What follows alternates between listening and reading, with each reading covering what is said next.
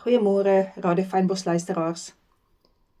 Ek is seker julle kan onthou dat 'n mens 'n ruk terug nie jou radio regtig kon gestel het waar dit net ingesny het as daar dalk ongelukke of dringende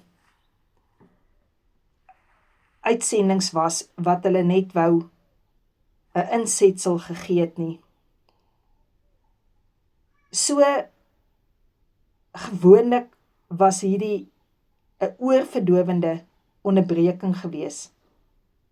En dan moes jy mos altyd daardie T gedruk het, net om weer terug te gekom het op die stasie. En ek moet sê, partykeer was dit nogal 'n irriterende iets vir my in my lewe gewees, totdat jy nou jou radio kan stel dat hy dit glad nie meer doen nie. En ek dink baie keer daaraan, hoe die vyand van nêrens afkom en net insny in jou gedagtes. Hoe goed uit jou onderbewussyn net sommer triggers laat afgaan, as jy in sekere situasies is. En dit sny net in. Dit vra nie, ek verskoon my, ekskuus, mag ek iets sê nie. Dit chip net in en dit sê net. Nou die woord waarsku ons, dat baie dinge reg kan lyk, maar dit kan lei tot die dood toe.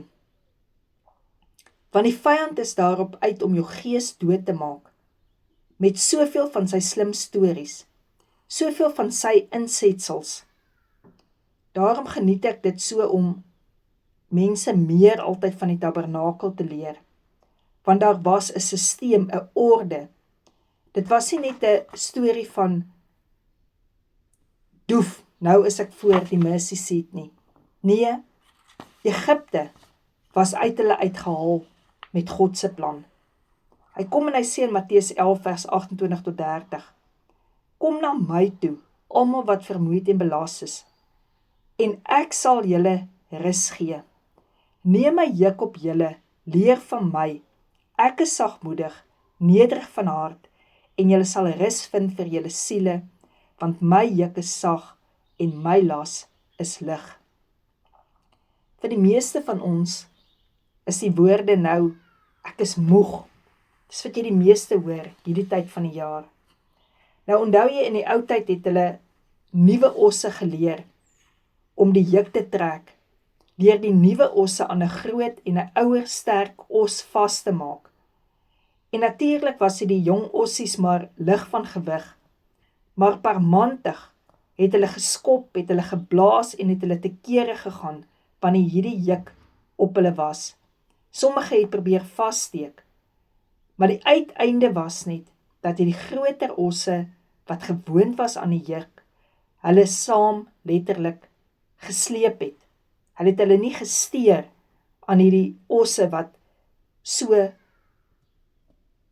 besig was om net rebels nie saam te wil loop nie.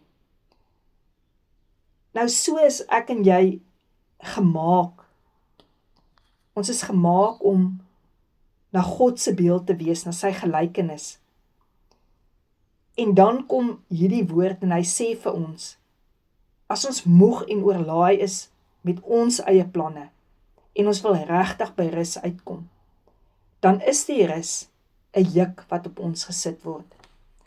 En baie keer dink ek, soos wat Jesus daardie dwarsbalk gedra het, met die Via Dolorosa, kom dit maar daarop neer, dat hy vir ons sê, ons moet ons kruis opneem elke dag en hom volg, en dat daardie juk wat ons opneem, juis dit is, om by die rus uit te kom, wat Jesus vir ons gebring het aan die kruis.